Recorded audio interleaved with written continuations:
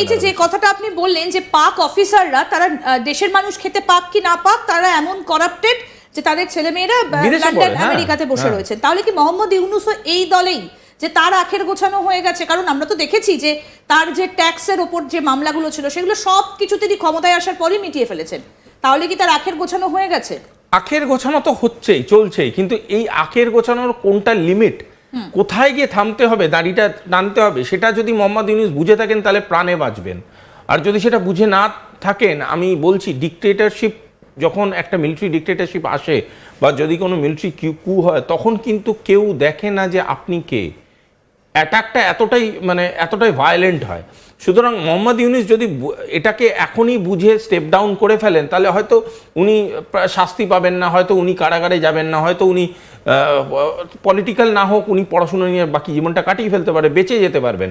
But যদি সেই টাইমটাও উনি না পান, তাহলে আমি আপনাকে বলছি মোহাম্মদ ইউনূসের শেষটা, রাজনৈতিক শেষটা আমি বলতে চাইছি, খুব একটা সুখকর হবে না, খুবই ভয়ানক এবং ভয়ঙ্কর একটা পরিণতি হতে পারে।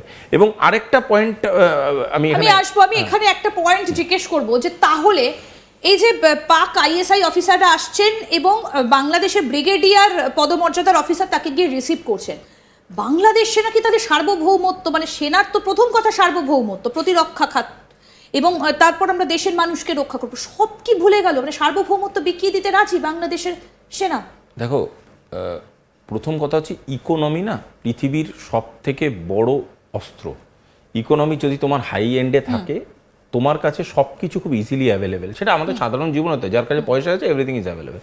যার কাছে নেই সেই মানুষটা কিন্তু ভীষণভাবে কম্প্রোমাইজড হয়ে যায়। সেই মানুষটা ভীষণভাবে এমন ডিসিশন নিতে শুরু করে যেই ডিসিশনগুলো আমাদের জায়গা থেকে দাঁড়িয়ে খুব হাস্যকর মনে হয়। এবং আজকের ডেটে দাঁড়িয়ে বাংলাদেশ আর্মিকে, আমি আবারও বলছি, এটা বুঝতে অনেকেরই অসুবিধা হতে পারে, ইন্ডিয়ান আর্মির পার্সপেক্টিভে বাংলাদেশ বা পাকিস্তান আর্মিকে দেখবেন না। They are very much disturbed forces. তাদের কিন্তু কাজকর্মে ওই রকম ডিসিপ্লিন বা প্রোটোকল থাকে না। সুতরাং তাই জন্যে তাদের রাজনীতিকরণ যদি হয়, যে প্রেডিকশনটা আমরা করার চেষ্টা করছি, তাদের যদি রাজনীতিকরণে কোনো প্রবণতা থেকে থাকে, সেই প্রবণতাটা কিন্তু একদমই পার্সোনাল। এখানে নেশনস বেনিফিট বা দেশের ভালোর জন্যে বা দশের ভালোর জন্য সেটা কিন্তু প্রাইমারিলি হয় না। পুরোটাই হয় পাওয়ার কেন্দ্রিক এবং মানি কেন্দ্রিক, যে আমি আজকের ডেটে পাওয়ারটা পাবো এবং আমি কতটা পয়সা নিজের এবং নিজের পরিবারদের এবং নিজের কাছের লোকজনের জন্য গুটিয়ে নিতে পারবো, যেটা একটা ডিস্টার্ব স্টেট বা যেটা একটা অত্যন্ত নিচের দিকে চলে যাওয়া স্টেটের একদম প্রপার প্রবণতা। এবং এই প্রবণতাটাই কিন্তু বাংলাদেশের হয়েছে, যেটা একটা ভারতের কাছে ভয়ঙ্কর রকম একটা ইন্ডিকেশন যে বাংলাদেশ এতটাই ভালনারেবল, যে কাউকে অ্যালাউ করছে তার ডিপ্লোমেসির ভিতরে, যে কাউকে অ্যালাউ করছে তার ন্যাশনাল পলিসির ভিতরে।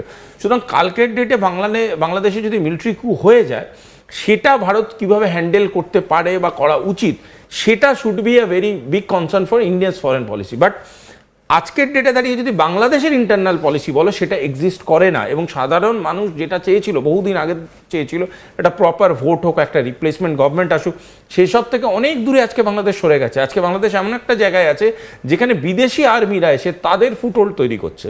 বিদেশি আর্মিরা এসে বোঝাবার চেষ্টা করছে এই দেশে আমরাও আছি, এবং এটা কিন্তু আজকের ডেটে সেই 70-এর যুগ ফিরিয়ে আনছে, সেই বাংলাদেশের ভয়াবহ ইতিহাসের দিকে ফিরিয়ে নিয়ে চলে যাচ্ছে। যারা সেটা দেখেছে তারা জানে সেটা কতটা ভয়াবহ দিক ছিল, আর যারা সেটা আজকের ডেটে দেখেনি, অথচ তারা ভাবছে তারা বিশাল কিছু করে ফেলছে বিকজ বিদেশি আর্মি আসছে, এখানে আপ ডাউন করছে, হ্যান ত্যান, তাদের আমি বলি তারা মূর্খের স্বর্গে বাস করছে। এবং সেই জিনিসটা যখন প্রচণ্ড রকম আঘাত করবে না, সেখান থেকে বাঁচার জন্য সেই সাধারণ মানুষরা বাঁচতে পারবে না, তখন কিন্তু তাদের এরম না হয় সেই ভারতেরই দরজা খটখটাতে হয়। সত্যি, এবং এই জায়গাটা কিন্তু অত্যন্ত একটা চিন্তার বিষয় যে কিভাবে একটা দেশে আরেকটা দেশের আইএসআই, এবং আইএসআই এর একটা দুনাম রয়েছে আর কি, যে একদিকে তো তারা করাপ্টেড, অন্যদিকে পাকিস্তান থেকে যে সমস্ত সন্ত্রাসবাদী কার্যকলাপ হয় বলে অভিযোগ রয়েছে, তার মাথা কিন্তু এই আইএসআই। আইএসআই কোনো ডিসিপ্লিনড ইন্টেলিজেন্স এজেন্সি নয়। আইএসআই এমন ধরনের কাজকর্মের সাথে যুক্ত, তা প্রমাণিত হয়েছে। এবং সত্যি কথা বলতে কি, আইএসআই অনেক কিছুভাবে নিজেকে প্রমাণ করতে চেষ্টা করে পাকিস্তানের লোকজনের কাছে, বাট বেসিক্যালি জেনারেল যদি বাকি যারা topmost layer of intelligence agency আছে, তাদের কাছে অত্যন্ত হাস্যকর কাজকর্ম করে বেড়ায়। এবং আজকের ডেটে দাঁড়িয়ে যে কাজটা করলো বাংলাদেশে, এটাও কিন্তু ভীষণই হাস্যকর। মানে আজকে যদি কোনো দেশের টপ লেভেল ইন্টেলিজেন্স ডিসকাশন হয় বা স্ট্র্যাটেজিক ডিসকাশন হয়, সেটা একটা কভারের পিছনে হয়, এটাই মানে পড়াশুনো করলে জানা যেতে পারে। এই ওপেনলি আইএসআই এর লোকজন গিয়ে ডিসকাস করছে, বলছে, কথা বলছে, এই লেয়ার নিচ্ছে, এটা এমনিতেই এই ফ্লোচার্ট এবং অ্যালগোরিদম থেকে বোঝা যায় যে এটা কোনো স্ট্র্যাটেজিক ডিসকাশনের জন্য গেছে।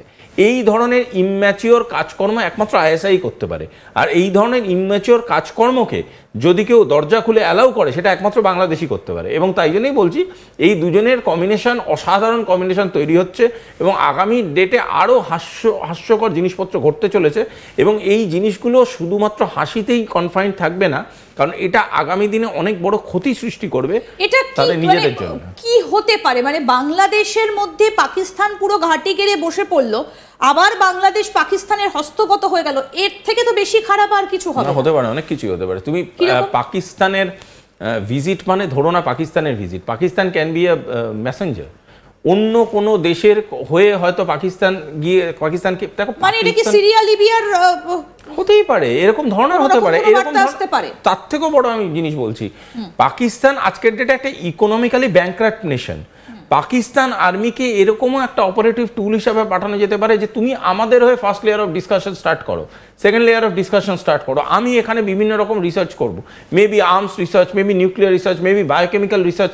আরে ভাই, তোমার কাছে দুবেলা খাওয়ার পয়সা নেই, আমি তোমার বাড়ি ভাড়া করে বোমের ব্যবসা করি, নাকি আমি তোমার বাড়ি ভাড়া করে খাবার দোকান চালাই, সেটা মাই কনসার্ন, বাট আমি তোমাকে জীবিত থাকতে পয়সা দিয়ে যাব, সেটা is a bigger concern for Bangladesh. বাংলাদেশের লোক খুব স্বাভাবিক। তাহলে এটা পরের প্রশ্নটা এটাই আসে যে ভারতের পেটের মধ্যে বসে রয়েছে, মানে মানচিত্রটা দেখলে দেখা যায় যে ভারতবর্ষের পেটের মধ্যে হচ্ছে বাংলাদেশ। কতটা চিন্তার ভারতের জন্য, বিশেষ করে বাংলার জন্য, কারণ সব থেকে বেশি সীমানা বাংলার সঙ্গে রয়েছে। দেখো, ভারতবর্ষ তার ন্যাশনাল সিকিউরিটি পলিসি এবং ভারতবর্ষ তার ন্যাশনাল সিকিউরিটিকে কিভাবে রক্ষা করতে হয় সেটা যথেষ্ট ভালোভাবে জানে। এবার আসছি দায়িত্বতে। ভারতবর্ষের আর্মি অত্যন্ত ডিসিপ্লিন আর্মি, ভারতবর্ষের ইন্টেলিজেন্স ফোর্সেস আর অত্যন্ত কোয়ালিফাইড, ক্রেডিবল অ্যান্ড অত্যন্ত ট্রেন্ড। কিন্তু আমি বারবার আবারও বলছি, ন্যাশনাল সিকিউরিটির সব থেকে বড় অংশ হচ্ছে সিভিল সোসাইটি, আমাদের সাধারণ এদেশের মানুষ। সাধারণ মানুষদের তাদের চিন্তা শক্তি, তাদের ভাবনা চিন্তা যত পলিশড হবে, তারা যত প্রপারলি তাদের কথাগুলোকে ঠিক ঠিক সময় প্রশাসনকে পৌঁছে দিতে পারবে, এইখানে জাল বিস্তার করাটা অতটা ইজি হবে না।